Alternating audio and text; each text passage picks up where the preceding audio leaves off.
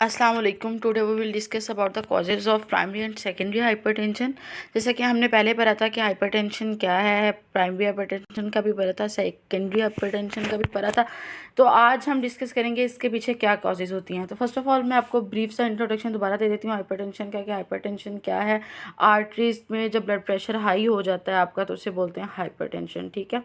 और अगर 120/80 से कम हो तो ये लो नॉर्मल होता है, उससे ज़्यादा कम हो तो लो हो जाता है, और अगर 120/80 से ज़्यादा हो जाए तो प्री हाइपरटेंशन की स्टेज स्टार्ट हो जाती है। उसके बाद और अगर 120 से अबव हो जाए और 120 या 139 तक रहे और बाय 89 तक रहे तो फिर तो ठीक है, फिर ये इसका प्राइमरी हाइपरटेंशन में आएगा, प्री हाइपरटेंशन की स्टेज में आएगा। लेकिन अगर 140 से अबव हो गया, 140/90 है, तो ये हाइपरटेंशन स्टेज 1 हो जाएगी। और अगर इससे भी बढ़ के 160/100 हो गया है तो ये स्टेज 2 हो जाएगी हाइपरटेंशन की। ओके, तो अब कॉजेज़ के बारे में हम डिस्कस करेंगे। कॉजेज़ क्या क्या हैं। प्राइमरी हाइपरटेंशन जो होता है ना, इसकी बहुत सी वजूहात हो सकती हैं।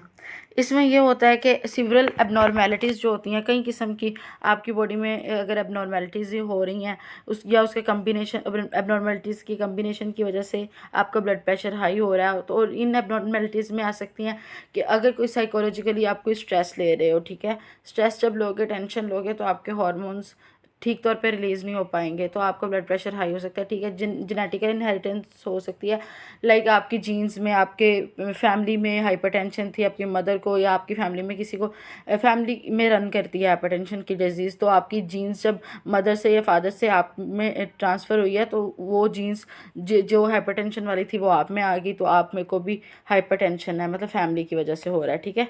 उसके बाद इन्वायरमेंटल फैक्टर्स हो सकते हैं जो कि आपका ब्लड प्रेशर इंक्रीज़ कर सकते हैं। फिर डाइटरी फैक्टर्स हो सकते हैं। ज़ाहिरी बात है, अगर आप ठीक से नहीं खाओगे, आप डाइट ऐसी लोगे जिसमें ऑयल ऑयल होगा, फ्राइज़ होंगे, पराठे होंगे और सिर्फ ऑयली फास्ट फूड होगी, तो उससे जब ऑयल है आपकी आर्टरीज़ में जमा होगा और प्लैक्स बनेंगे, तो फिर आपका ब्लड प्रेशर हाई ही होगा, ठीक है। 80 to 90% केसेस ऐसे होते हैं जिनको प्राइमरी हाइपरटेंशन होता है, और इसके पीछे ये सारी रीजंस होती हैं।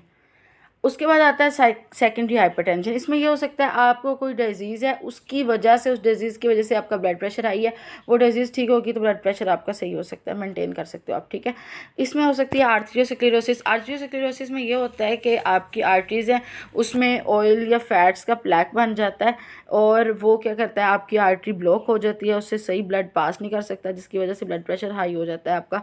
और ये बाद में जो प्लैक है ये सेपरेट हो सकता है, आपके जो मतलब क्लोट बन सकता है, आपकी आर्टरी में ब्लड की पासेज में रुकावट पैदा कर सकता है। उसके बाद रीनल डिजीज़ हो सकती हैं। ज़ाहिर बात है, जब किडनी की डिजीज़ हैं तो वो सोडियम को सही से फ़िल्टर नहीं कर सकेगी, सॉल्ट को सही से फ़िल्टर जब आपके गुर्दे नहीं कर सकेंगे, तो उसकी वजह से भी ऐसा होगा ना, जब ज़्यादा सॉल्ट होगा आपकी बॉडी में तो आपका ब्लड प्रेशर हाई हो जाएगा और आपका ब्लड वॉल्यूम जो है वो इंक्रीज़ होगा, इसी वजह से ब्लड प्रेशर हाई रहेगा। आप ज़्यादा पानी पियोगे, आपने मोस्टली सुना होगा कि लोग कहते हैं पानी P low blood pressure normal हो जाएगा, तो उससे यही होता है कि आपका सॉल्ट जो होता है, आपको ज़्यादा यूरिन आता है, सॉल्ट की जो होता है वो आपकी बॉडी से रिलीज़ हो जाता है और आपका ब्लड प्रेशर लो हो जाता है। और आता है इसमें एंडोक्राइन डिजीज़। अगर आपको कोई एंडोक्राइन डिजीज़ हैं, लाइक एंडोक्राइन ग्लैंड्स हमारी बॉडी में होते हैं जिनका काम होता है हार्मोन्स को रिलीज करना, ठीक है। आपके अगर ग्लैंड में कोई मसला है, आपके हार्मोन जो हैं वो बैलेंस नहीं है, उसकी वजह से भी हाइपरटेंशन आप फेस कर सकते हो। दूसरा, मैं हाइपरटेंशन के बारे में ये बताना चाहूँगी कि जो हाइपरटेंशन है, अगर एलिवेटेड ही आपका रहेगा तो इसकी वजह से आपको बहुत सी प्रॉब्लम फेस करना पड़ सकती हैं। आपकी जो किडनी है वो फेल हो सकती है, आपको हार्ट अटैक हो सकता है, आपका ब्रेन जो है उसमें कोई प्रॉब्लम आ सकती है, आपके रीनल फेलियर हो सकता है, इवन स्ट्रोक आपको हो सकता है। दूसरा ये कि जब आप मेडिसिन लेंगे और फार्माकोलॉजिकली तौर पे आपका ब्लड प्रेशर लो हो जाएगा, इससे ये होगा कि आपकी जो ब्लड की वेसल्स हैं, मतलब आपकी जिस्म में जो खून की नालियां हैं, वो जो हैं डैमेज नहीं होंगी, वो सही काम कर रही होंगी। ये था आज का लेक्चर। आपको यकीनन पता चल गया होगा कि प्राइमरी हाइपरटेंशन और सेकेंडरी हाइपरटेंशन में क्या डिफरेंस है और किन किन वजूहात की बिना पर प्राइमरी या सेकेंडरी हाइपरटेंशन हो सकता है।